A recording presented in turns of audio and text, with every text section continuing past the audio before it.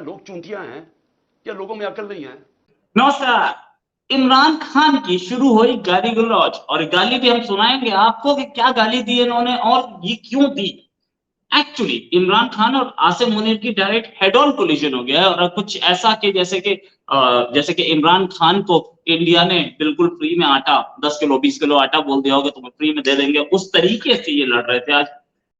लेकिन पाकिस्तान के बदनाम तरीन मुजरिमों को आके ऊपर बैठा दिया, तो क्या मेरी वजह से फौज को बुरा भला कहा गया या उस आदमी की वजह से जिसने, उसे क्या समझा कि लोग ये बताए ना, क्या लोग चूंटियां हैं या लोगों में अकल नहीं है? क्या लोग चूंटियां हैं या लोगों में अकल नहीं है? जेल से छूटने के बाद पहली जो लोगों से इन्होंने लोगों को स्पीच दी है, बड़ी स्पीच पहली, और उस स्पीच में इन्होंने बहुत कुछ बोला। उस स्पीच में यहां तक बोल गए कि आर्मी ने किया क्या है, जिस चीज को इससे पहले किसी ने नहीं माना, कि आर्मी ने बांग्लादेश में एट्रोसिटीज की थी, वो इन्होंने बोला। मैं आज फिर से याद कराना चाहता हूं ईस्ट पाकिस्तान का, मेरी जिंदगी में हुआ ईस्ट पाकिस्तान। मार्च 1971 के अंदर मैं वहां मैच खेलने गया था ईस्ट पाकिस्तान की अंडर 19 के खिलाफ। हमारा जो जहाज वापस आया था वो आखिरी जहाज था। मुझे अभी भी याद है कि कितनी नफरत हो गई थी पाकिस्तान के खिलाफ। हमें तो यह पता ही नहीं था, इसी तरह जिस तरह आज मीडिया कंट्रोल कर रहे हैं तब ये मीडिया कंट्रोल कर रहे थे। फर्क यह है कि आज सोशल मीडिया है, और इन्होंने सोशल मीडिया ही बंद कर दिया इस दौरान, क्योंकि ये अपना वर्जन देना चाहते थे कि शर पसंद और बताना चाहते थे। इन्होंने सोशल मीडिया बंद कर दिया, फेसबुक, ट्विटर, यूट्यूब सब बंद कर दिया। मुल्क को कितना नुकसान हुआ, सिर्फ इसलिए कि जनाब इमरान खान को पकड़ना था, तो वो रिएक्शन इन्होंने नहीं दिखाना था कि उसका रिएक्शन क्या है। तो ईस्ट पाकिस्तान में भी यही हुआ था। हमें यहां कंट्रोल मीडिया, पाकिस्तान टाइम्स, हमें तो खबर ही नहीं मिल रही थी, पीटीवी था। वो मैं तो इंग्लैंड गया पढ़ने के लिए, उधर मुझे पता चला वहां क्या हुआ है। आज हमें समझना चाहिए कि ईस्ट पाकिस्तान के लोगों से इतना बड़ा जुल्म हुआ। उनकी जो पार्टी इलेक्शन जीतती है, जिसको प्राइम मिनिस्टर बनना चाहता था, चाहिए था, उसके खिलाफ मिलिट्री एक्शन कर दिया। साथ में इन्होंने ये भी बोला कि फौज के लोग पैसे चोरी करके हमारे कंट्री से पैसे चोरी करके ले जाते हैं वहां, अमेरिका, यूरोप, और वहां पे पैसा पार्क कर देते हैं, और हम लोग यहां पे भूखे मर रहे। फौज पे ऐसे तंज कसे, ऐसी हालत कर दी फौज की कि फौज का जवाब आएगा, बिल्कुल आएगा। इमरान खान को पता चलेगा कि फौज क्या होती है, फौज से कैसे डील किया जाता है। इसी फौज ने, मैंने अपने कानों से सुना हुआ है, जब मुझे आईएसआई ने ब्रीफिंग दिया कि इन्होंने कितना, अब से नहीं 25 साल से मैं सुन रहा हूं कि कितना पैसा इन्होंने चोरी करके मुल्क से बाहर लेके गए हैं। ये पहली बार नहीं है कि किसी पाकिस्तानी नेता ने फौज पे आरोप लगाया। इससे पहले बेनजीर भुट्टो ने भी आरोप लगाया था कि फौज ने मेरी गवर्नमेंट गिराई, और नवाज शरीफ ने भी आरोप लगाया था कि फौज ने मेरी आरोप गिराई। लेकिन इनके आरोप लगाने में एकदम डिफरेंट गेम है। ये आरोप तो लगा रहे हैं, साथ में 10 पोल भी खोल रहे हैं। इन्होंने ये बोला कि फौज ने पूरी मीडिया को अपने कंट्रोल में लिया हुआ। अच्छा, इससे पहले ये प्राइम मिनिस्टर मोदी पे आरोप लगाते थे कि मोदी का गोदी मीडिया है और मोदी की हालत खराब है, और मोदी जो है वो मीडिया को कुछ बोलने नहीं देता, अनडिक्लेयर्ड इमरजेंसी है। आज अपने ही कंट्री के खिलाफ बोल रहे हैं। तो एक बार पता तो चले, ये आदमी जो है मामला ही गड़बड़ है। लेकिन फिर भी यार मुझे पसंद है यार, इसने जो काम किया ना, इंडिया 50 साल में नहीं कर सकता। मैंने कभी इस तरह का कंट्रोल टेलीविजन नहीं देखा जो आजकल टोटल कंट्रोल करके पीछे से उनको हुक्म आता है नामालूम अफराद का, धमकियां आती हैं, ऑर्डर्स दिए जाते हैं कि इमरान खान को नहीं दिखाना, फलानी चल, इसके लिए कोई अच्छी चीज नहीं कहनी, इसके खिलाफ प्रोपेगेंडा करना। तो इतना झूठ बोला जा रहा है, लोगों को बताएं कि ट्रस्ट होता क्या है। अब नेक्स्ट टारगेट आर्मी चीफ है। ये आर्मी चीफ को लेंगे टारगेट पे, और आर्मी चीफ के खिलाफ इतना बोलेंगे कि आर्मी चीफ को कहीं ना कहीं इनसे कॉम्प्रोमाइज करना पड़े, क्योंकि आर्मी चीफ के साथ बहुत सारे लोग नहीं हैं, उनके अपने लेफ्टिनेंट जनरल, मेजर जनरल साथ नहीं है। इसलिए आर्मी चीफ को कहीं ना कहीं कॉम्प्रोमाइज करना पड़ सकता है, और ये फोर्स करेंगे। अब ये हमें डेली ड्रामा दिखेगा, और इस ड्रामे के लिए ही तैयार खड़े हैं इमरान खान। अभी आपको और भी बहुत कुछ दिखेगा इसमें। इससे पहले इमरान खान ये भी बोल चुके हैं कि आसिम मुनीर डरे हुए हैं कि कहीं मैं उनको डिनोटिफाई ना कर दूं। मैंने ये बहुत पहले बता दिया था कि आसिम मुनीर डरे हुए हैं कि डिनोटिफाई या कोर्ट मार्शल हो सकता है।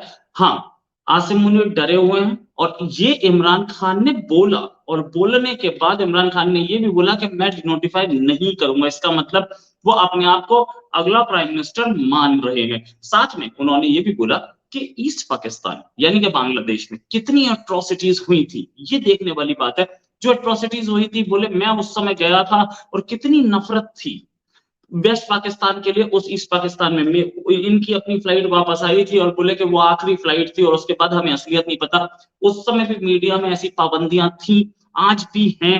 और वो जो पाबंदियां थी, उन पाबंदियों से कुछ पता नहीं चल रहा था। जब ये यूके गए तब पता चला कि कितनी एट्रोसिटीज की।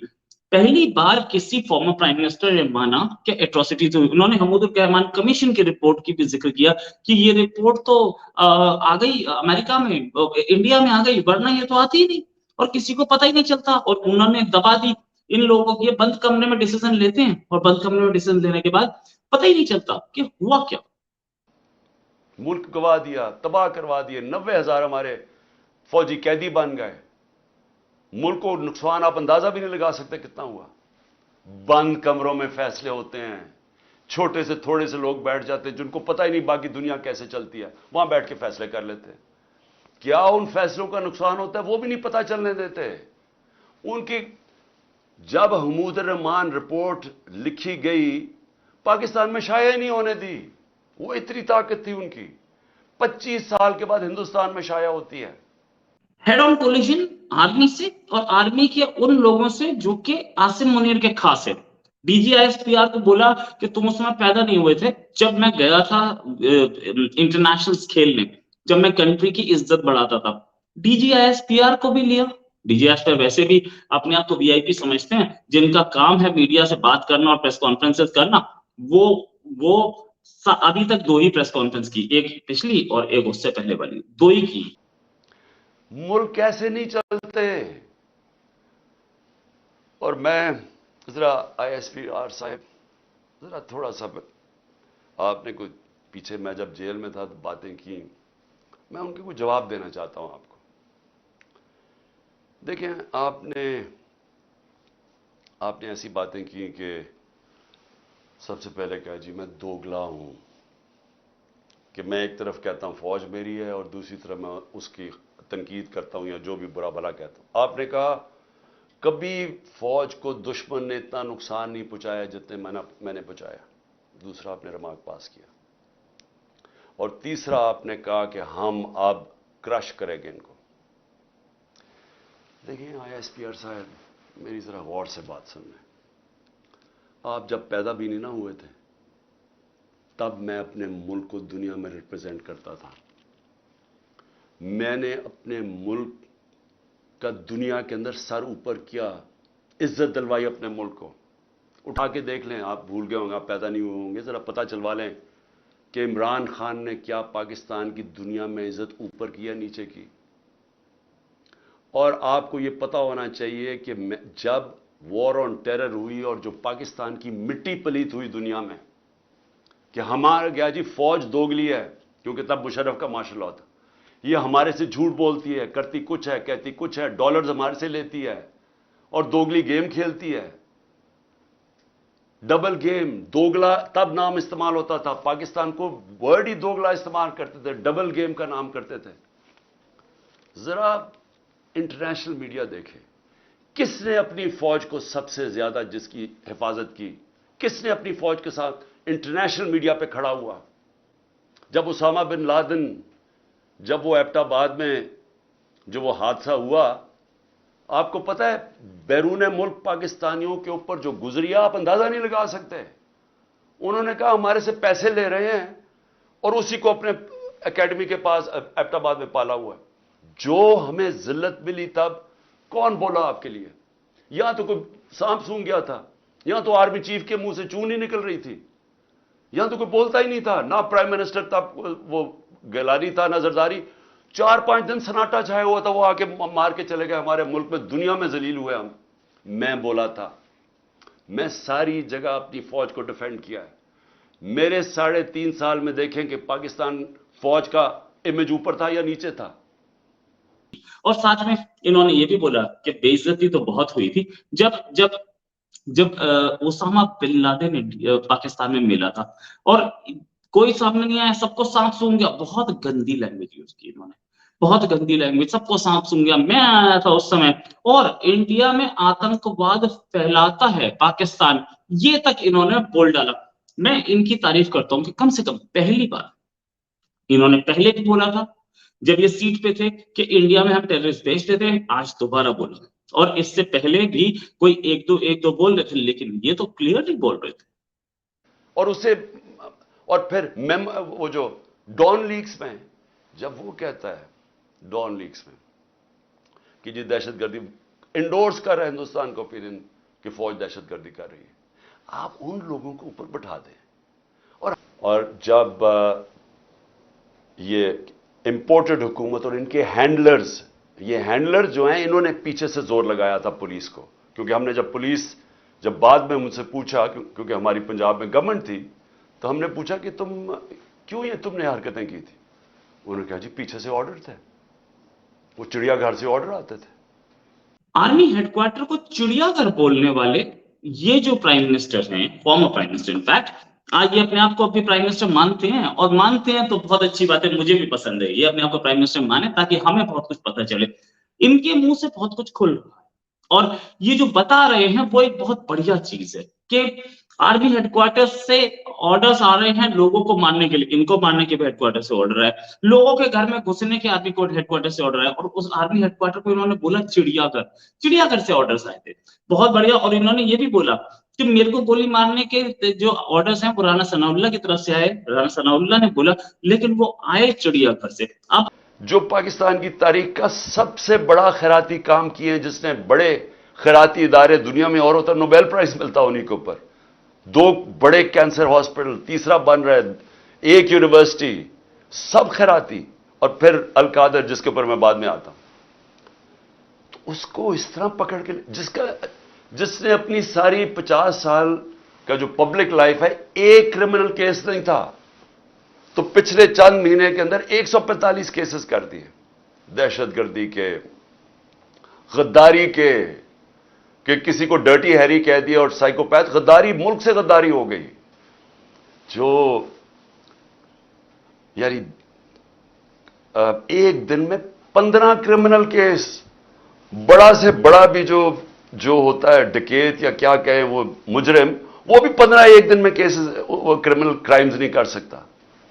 ये भी कि मैं किसी और कंट्री में होता ना तो मुझे मिला होता नोबेल प्राइज। मैंने खैरात में हॉस्पिटल्स बनाए, इलाज करवाया, मैंने वो बनाए, क्या बोलते हैं उसे, यूनिवर्सिटीज बनाई, ताकि बच्चे फ्री में पढ़ पाए। और तुम मेरे साथ क्या कर रहे हो, मुझे जेल में डाल दो। यार ये चीज जिन्होंने जो बोली ना, ये पाकिस्तानी लोगों के दिल में घुस गई है, और बहुत बढ़िया है, बहुत बढ़िया है। घुसनी भी चाहिए, घुसनी भी चाहिए। पाकिस्तान में हो भी गड़बड़ रही है। अब तक पाकिस्तानी जो लोग झूठ बोल रहे थे, या पाकिस्तानी हुक्मरान जो झूठ बोल रहे थे, उस झूठ को ये एक्सपोज कर रहा है आदमी। ये आदमी है बड़े काम का, मैं बता रहा हूं, बहुत काम के। ये इंडिया के काम का ही नहीं है, ये पाकिस्तानियों के काम के, क्योंकि पाकिस्तानियों को आईना दिखा रहा है, पाकिस्तानियों को सच बता रहा है। और सच में जीना सीख लो पाकिस्तानियों, क्योंकि झूठ में तुम 50 साल से जी रहे हो, और आज क्या हालत हो गई, 300 क्रॉस कर गया डॉलर। तो ये भी समझ में आना चाहिए। साथ में मुझे जब गोली लगती है, क्या मैं नहीं, एक कत्ल अल्लाह बचाता है मुझे, क्या तब इंतशार नहीं होना चाहिए था? तब क्यों नहीं तोड़फोड़ हुई? तब क्यों नहीं गिराओ झलाओ? ये जो हुआ है कुछ नहीं हुआ, क्योंकि ये मेरा फलसफा नहीं है।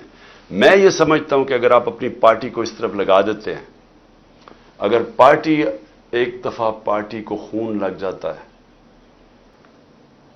मुझे गोलियां लगती हैं, कत्ल करना मुझे पता था, पहले से प्लान बना हुआ था। मैं कई दफा आपको बता चुका हूं कौन कौन उसके अंदर मुलव्वस था। मुझे सारे जो फनकार, जो अदाकार उसके अंदर थी, मुझे सबके नाम पता है, ऊपर से लेकर नीचे तक। जितने हम समझते हैं कि वो एक का नाम जो लेता हूं, उससे भी ऊपर का भी मुझे पता है किसने गो हेड, ग्रीन लाइट किसने दी थी, कौन ऊपर 2 लोग थे जिन्होंने उसको, इस आदमी को ग्रीन लाइट दी थी। और फिर इनके साथ वो जो सिविलियन मिला हुआ था, जो राना सनाउल्लाह और वो शहबाज शरीफ। जो किया है, जो बिल्डिंग्स जलाई गई हैं या कोर कमांडर का घर जलाया गया है, वो इन्होंने नहीं किया, आर्मी के लोग अंदर घुसे हुए थे। इन्होंने वीडियो तक दिखाए भाई, वीडियो दिखाए कि देखो आर्मी के ट्रक से लोग निकल रहे हैं। सच बात कि निकले। आर्मी ने बदनाम करने की कोशिश जरूर की इस आदमी को, लेकिन ये भी कोई सीधा आदमी नहीं, मैं मानता हूं। लेकिन हाँ, ये जरूर है कि इन्होंने ये बोला कि इन्वेस्टिगेशन हो, और साथ में ये बोला कि हम तोड़फोड़ नहीं करते। मैंने तो आईएसआई के चीफ के आईएसआई के जनरल्स का नाम लिया था मेरे ऊपर गोली चलाने पे, इमरान खान पे गोली। तो ये दंगा तो तब होना चाहिए था, आज क्यों हो रहा है? क्या हो रहा है, नहीं हो रहा है, ये बात सही है, लेकिन जो भी हो रहा है बहुत बढ़िया हो रहा है। पाकिस्तान में कुछ ऐसा हो रहा है जिसकी मुझे उम्मीद तो बिल्कुल नहीं थी। ऐसा हो रहा है कि 2 चोर या 3 चोर या 4 चोर आपस में बैठे हुए लड़ रहे हैं और खबरें बाहर आ रही हैं, सबका माल निकल रहा है कि इसने यहाँ छुपाया, इसने यहाँ छुपाया।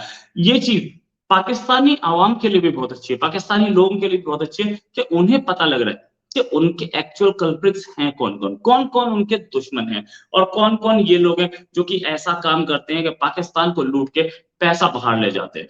पाकिस्तानियों को इस चीज में ज्यादा ध्यान देना चाहिए कि कितनी गड़बड़ चल रही है उनके कंट्री में। ये भी बोला गया, इन्होंने बोला कि लेडीज को मारा गया और नमाज पढ़ते लोगों को मारा गया। ये वही आरोप है जो पाकिस्तान बहुत टाइम से इंडिया पे लगा रहा है कि कश्मीर में ऐसा होता है। भाई साहब, अब आपके कंट्री में हो गया ना, बहुत बढ़िया हो रहा है, मान रहे हो ना। तो कश्मीर पे जो आप बोल रहे थे वो गलत था, तो ये भी गलत है। इस पे भी वही होना चाहिए जो आप कर रहे हो। मुसलमान ही मुसलमान की कितनी इज्जत कर रहा है एक इस्लामिक कंट्री में, हमें साफ दिख रहा है। इसी के साथ एक और खबर के साथ हाजिर होंगे। नमस्कार, धन्यवाद, जय हिंद।